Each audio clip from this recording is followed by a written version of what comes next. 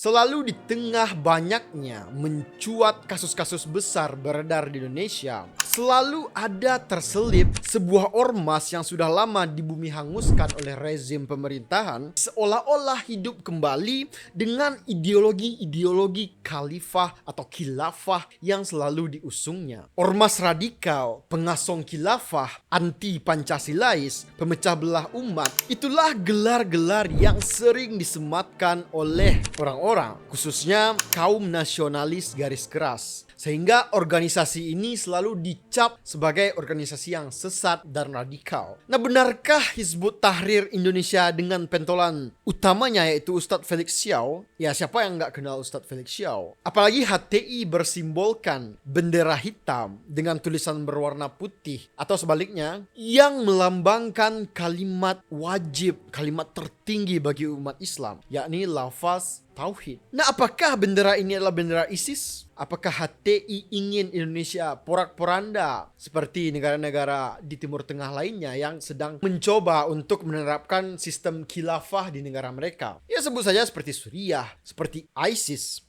seperti Afghanistan dan negara-negara lainnya di Timur Tengah yang sedang diliputi oleh konflik berkepanjangan. Benarkah Hizbut Tahrir Indonesia ini adalah sebuah organisasi yang berbahaya, organisasi terlarang, radikal ekstrim, teroris, dan sesat? Apakah khilafah sangat berbahaya, terkhususnya bagi ideologi kita yaitu Pancasila?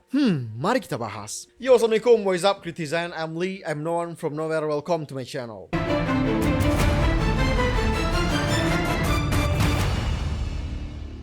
Nah, siapa sih yang tidak pernah dapat selebaran HTI di berbagai masjid di Indonesia ini? Khususnya saat kita sedang melaksanakan Jumatan. Soalnya saya dulu juga pernah sholat Jumat di sebuah masjid di sebuah kota. Dan saya mendapatkan sebuah selebaran atau pamflet yang bernadakan kata-kata untuk menegakkan atau kata-kata yang mempropagandakan khilafah agar ditegakkan di Indonesia ini, atau agar kita menganggap bahwa khilafah itu adalah sistem terbaik bagi umat Islam. Ya, sebenarnya sebagai umat Islam ya sebenarnya juga khilafah itu adalah sistem terbaik. Nah, pamflet dan selebaran inilah yang menjadi cikal bakal tersebarnya ideologi khilafah yang dibawakan oleh HTI di Indonesia ini, terkhususnya kepada orang-orang awam. Karena HTI ini sangat gencar untuk melakukan dakwahnya di kampus-kampus, melakukan diskusi, melakukan seminar, dan tentunya kaderisasi untuk mengkader calon-calon pendakwah baru yang diambil dari kalangan cendekiawan, tentunya ya kalangan mahasiswa-mahasiswi. Nah, HTI ini atau HT menyebarkan islamisasi khilafah bukan dengan cara kekerasan, bukan dengan pedang, tapi dengan perang pemikiran atau bisa disebut dengan Ghazwul Fikri. Nah, itulah yang menjadi moto utama dari organisasi Hizbut Tahrir Indonesia ini. Nah, tidak hanya di Indonesia, di luar negeri pun HTI tumbuh dengan sangat subur dan masih aktif organisasinya di berbagai belahan dunia, terutama di negara Timur Tengah dan Asia Tengah, juga Eropa dan pastinya Asia Tenggara. Nah, organisasi transnasional ini pertama kali dibentuk atau lahir di Al-Quds atau Yerusalem. Nah, pada tahun 1953 oleh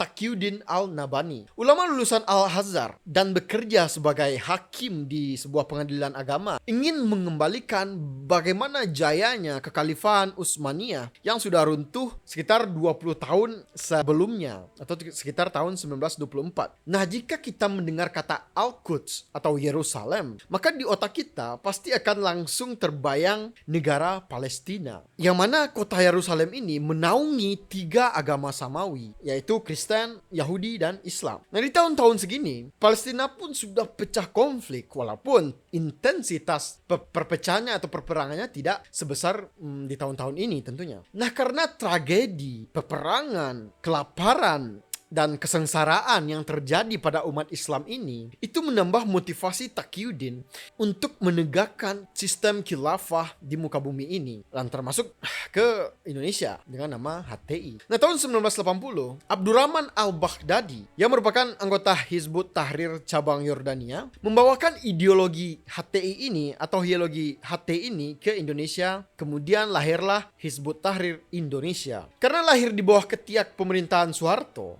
yang mana tentunya Soeharto melarang keras ideologi apapun yang bertentangan dengan Pancasila. Maka aktivitas HTI dilakukan secara sembunyi-sembunyi. Nah, di era reformasi lah HTI tumbuh kembang dengan suburnya. Dan HTI pun mulai mengkokohkan organisasinya menjadi sebuah organisasi politik. Nah, disinilah awal mula penolakan oleh umat Islam lainnya, terkhususnya organisasi-organisasi Islam yang sudah mainstream di Indonesia ini seperti NU dan Muhammadiyah. Dan tentunya banyak sekali kelompok-kelompok pro Pancasilais atau pro NKRI harga mati itu sering menuduh HTI dan sering mencap HTI sebagai kelompok radikal dan sebagai kelompok yang berbahaya bagi kesatuan umat Islam di Indonesia ini. Narasi anti demokrasi dan anti NKRI ini yang menjadi latar belakang pembubaran HTI di Indonesia ini dari tahun 2017 lalu hingga sekarang. Nah, mari kita kembali lagi ke pertanyaan tadi. Apakah HTI ini benar-benar sesat? Apakah HTI ini benar-benar adalah sebuah organisasi yang radikal dan berbahaya bagi kesatuan Republik Indonesia ini? Nah, kita bahas satu-satu dulu ya. Apakah HTI ini radikal? Apa itu radikalisme? Seseorang atau sekelompok orang yang kritis dan ekstrim dan pemikirannya berbeda dengan orang-orang kebanyakan atau dengan khalayak umum untuk melakukan sebuah perubahan besar yang sudah dinormalisasi oleh masyarakat pada umumnya, atau merevolusi sebuah sistem baik itu politik, sosial, dan ekonomi. Nah, jika kita merujuk kepada kesimpulan radikalisme yang saya sebutkan tadi, maka HTI ini memang adalah sebuah organisasi yang radikal. Tapi apakah radikalisme HTI ini ekstrim dan berbahaya bagi keutuhan Republik Indonesia? Nah, jelas tentu saja tidak. Karena HTI ini mengambil jalur yang damai, mengambil jalur peperangan pikiran, bukan dengan kekerasan, bukan dengan perpecahan seperti apa yang sudah dilakukan oleh PKI di zaman dahulu. Nah, banyak juga yang menyamakan HTI ini dengan PKI seperti itu. Karena sama-sama radikal dalam menyuarakan ideologi yang diusungnya. Tapi tentu saja ini berbeda. HTI tidak pernah melakukan kudeta atau hal-hal yang bersifat kekerasan. Nah, sekarang lanjut, apakah HTI ini sesat? Semua dimensi keislaman yang dianut oleh anggota HTI atau yang diimani oleh anggota HTI itu sama saja dengan ideologi-ideologi Islam pada umumnya yang kita percayai seperti itu. Bahkan HTI ini atau anggota HTI ini cenderung lebih rasional dan lebih logis, lebih kritis, tentu saja dengan progresivitas Islam yang dibawakan oleh banyak sekali penceramah-penceramah HTI, terkhususnya Ustadz Felix Xiao, ya, yang bahkan juga sangat toleran sekali untuk berdiskusi lintas agama dengan para non-muslim seperti itu. Nah, lanjut, apakah HTI ini adalah sebuah organisasi yang berbahaya bagi keutuhan negara Indonesia dan Pancasila tentunya? Setiap umat muslim yang asli atau yang bukan Islam KTP, yang hanya berkedok Islam tapi aslinya agnostik, aslinya ateis, aslinya kaum agama-agama lain seperti itu, pasti selalu ingat janji Rasulullah akan tegaknya khilafah di muka bumi ini pada akhir zaman nanti, di akhir episode universe ini, di mana umat muslim kembali kuat, bersatu, dan damai sejahtera di akhir hayat bumi ini. Di bawah panji la ilaha illallah Muhammad Rasulullah, khilafah akan tegak berdiri. Itulah yang dinubuatkan oleh Rasulullah kepada kita, para umat muslim tentunya. Nah, berbicara tentang panji atau tentang bendera Rasulullah, pasti bendera dengan kalimat tauhid ini banyak sekali umat muslim dan umat non-muslim yang salah mengartikan. Banyak yang bilang bahwa, wah, ini bendera ISIS, ini bendera berbahaya, bendera sesat, bendera teroris. Ya, yang pertama sekali, bendera berlafazkan kalimat tauhid ini adalah sebuah kalimat yang merupakan sebuah kata-kata sakral, mantra sakral yang diucapkan oleh umat Islam, baik itu secara lisan dan di hati, agar bisa menjadi umat Islam secara sejati. Jadi kalimat tertinggi umat Islam itu adalah kalimat tauhid, la ilaha illallah Muhammad Rasulullah. Tanpa kalimat itu, maka seseorang tidak bisa dikatakan sebagai orang muslim, walaupun sudah melakukan semua perintah Allah seperti itu. Jadi syarat utama untuk menjadi muslim sebenarnya ya kalimat tauhid. Ya, mungkin bagi Anda yang belum tahu ya, tapi ya jika Anda seorang muslim dan merasa terganggu dengan bendera Ar-Roya yang berlafazkan kalimat tauhid ini, ya memang mungkin ada sesuatu yang mengganggu atau ada sesuatu yang salah di otak Anda. Tapi jika Anda seseorang yang non-muslim atau mungkin tidak mengetahui bahwa kalimat ini adalah sebuah kalimat yang sangat sakral sekali, tanpa kenapa kalimat ini orang Islam tidak menjadi orang Islam. Ya sekarang saya sudah memberitahu, dan jika Anda memang tetap ingin mencap bendera ini adalah sebuah bendera teroris, ya I don't care, itu urusan Anda. Nah, kekhalifahan ini mungkin terdengar klise dan agak utopis tentunya, terlalu fantastis atau terlalu fantasi ya. Sebenarnya sah-sah saja jika kita mempunyai fantasi-fantasi seperti ini, asalkan keinginan kita dalam mewujudkan fantasi kita, dalam mewujudkan negara yang sangat ideal menurut pandangan kita, menurut khayalan kita, itu kita tidak melakukan kekerasan dalam menyampaikan keinginan kita tersebut, dalam menyampaikan ideologi kita, dalam mereplikasikan pemahaman-pemahaman kita ke khalayak ramai. Nah, tentunya ideologi khilafah ini juga masih dalam tahap perdebatan. Kenapa? Karena khilafah sendiri itu tentu saja bersumberkan Al-Quran dan hadis. Dan hal ini tentu saja menjadi sebuah diskusi hangat yang selalu didebatkan oleh para kaum cendekiawan Islam tentunya. Nah, apalagi kekhilafahan ini, yang benar-benar khilafah itu kan sebenarnya hanya ada 4 generasi setelah Rasulullah wafat, yaitu Abu Bakar Siddiq, kemudian Umar bin Khattab, Utsman bin Affan, dan terakhir Ali bin Abi Thalib. Nah, setelah Ali, semuanya menjadi kacau balau, dan kekhalifahan yang cenderung lebih ke meritokrasi dan demokratis tentunya, yang selalu menjunjung tinggi musyawarah, kembali lagi ke feodalisme masa lampau, yaitu monarki. Dan monark ini bertahan sampai kekhilafahan akhir atau khilafah Utsmaniyah, sampai khilafah tersebut runtuh. Nah, monarki sendiri tentu saja tidak sesuai dengan ajaran Islam, dan kekhalifahan monarkis ini yang berlangsung ribuan tahun atau sekitar 1200 tahun hanya melahirkan zaman keemasan sekitar 500 tahun saja. Jadi 700 tahun itu masih banyak perpecahan, peperangan, kemiskinan, kemelaratan yang selalu menjadi bayang-bayang ketika khilafah ini menjadi sebuah ideologi di negara-negara Islam zaman dahulu. Sedangkan di era modern seperti sekarang ini, negara-negara yang menggunakan ideologi Islam yang strict sebagai pilar utama di negaranya, belum ada satupun yang maju dan bahagia. Sebut saja ISIS, sebut saja Afghanistan dan Suriah, kemudian juga Iran tentunya. Ya, kenapa bisa begini? Karena mereka menafsirkan ajaran Al-Quran, ajaran dalil-dalil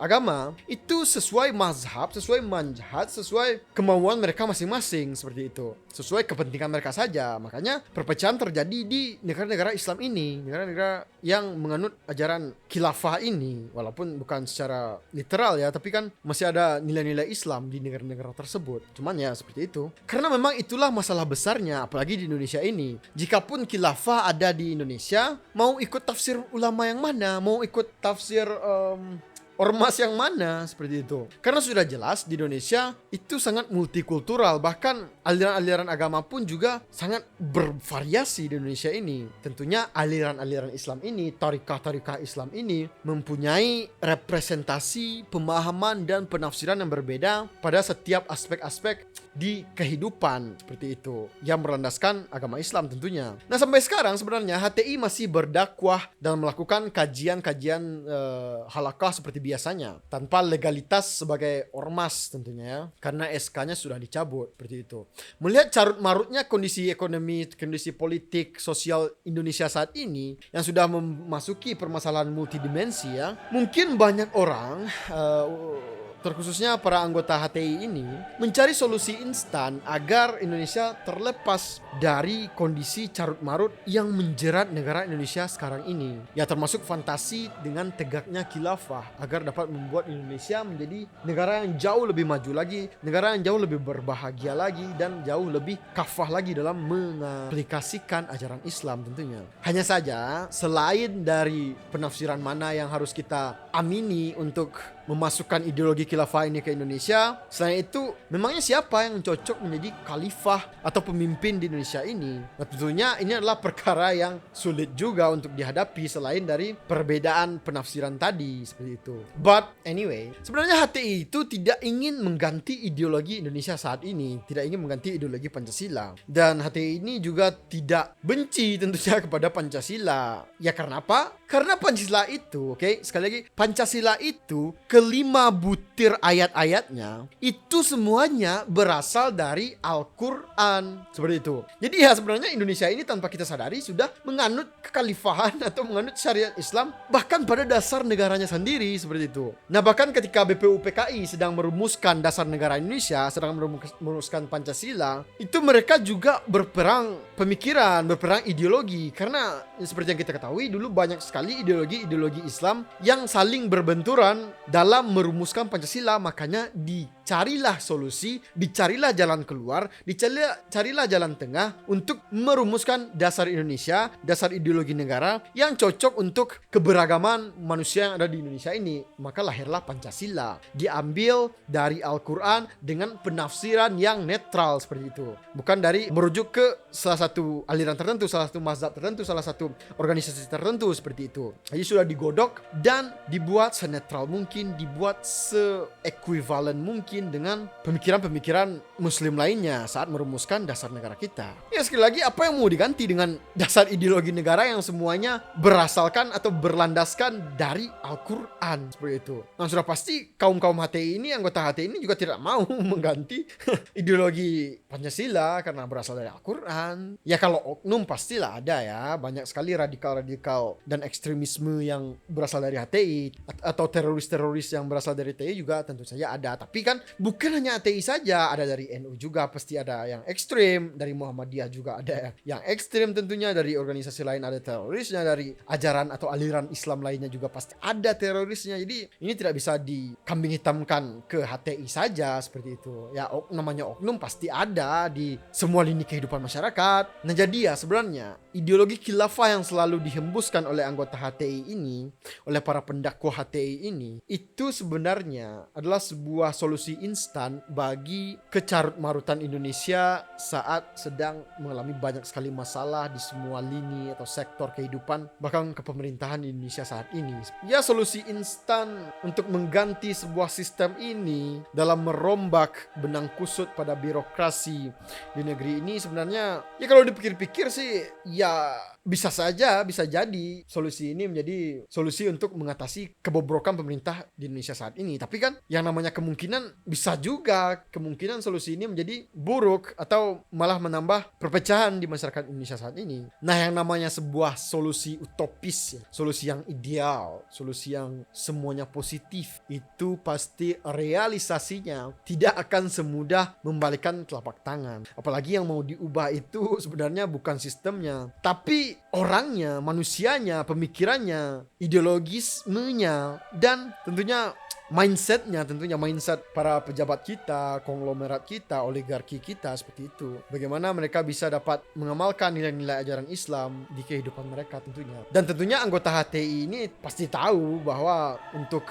merombak total sistem kenegaraan ini menjadi khilafah bukanlah sebuah hal yang mudah. Makanya bagi HTI, menurut buku-buku yang diterbitkan oleh HTI tentunya, sebenarnya mengganti ideologi sebuah negara atau membuat negara menjadi kekhilafahan atau kekhalifahan itu bukanlah sebuah tujuan utama dari HTI. Karena tujuan utama HTI hanyalah untuk menjadikan Islam sebagai pilar utama dalam berkehidupan, dalam berkemanusiaan pada setiap layer dimension yang ada di kehidupan kita saat ini, baik itu di sosial, politik, ekonomi, dan lain-lain seperti itu. Nah sudah sepatutnya ajaran-ajaran Islam yang dibawa oleh HTI ini, nilai-nilai keislaman yang mungkin sudah terbukti secara universal memang membawa kita kepada kedamaian, membawa kita kepada kesejahteraan, itu harus diaplikasikan kepada seluruh umat muslim yang ada di Indonesia ini tentunya. HTI hanyalah sebuah organisasi yang sudah dibubarkan badan hukumnya oleh pemerintah, namun ya HTI-nya masih ada, masih berdakwah, masih melakukan kegiatan-kegiatan seperti sebelumnya tentunya.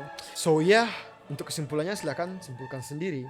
Thanks for watching. I'm Lee. Silahkan share channel ini, silahkan subscribe channel ini, silahkan komen di bawah. Mari kita diskusi, berdebat tentunya. Dan I'm Lee. Stay smart and keep your critical thinking sharp. Bye bye.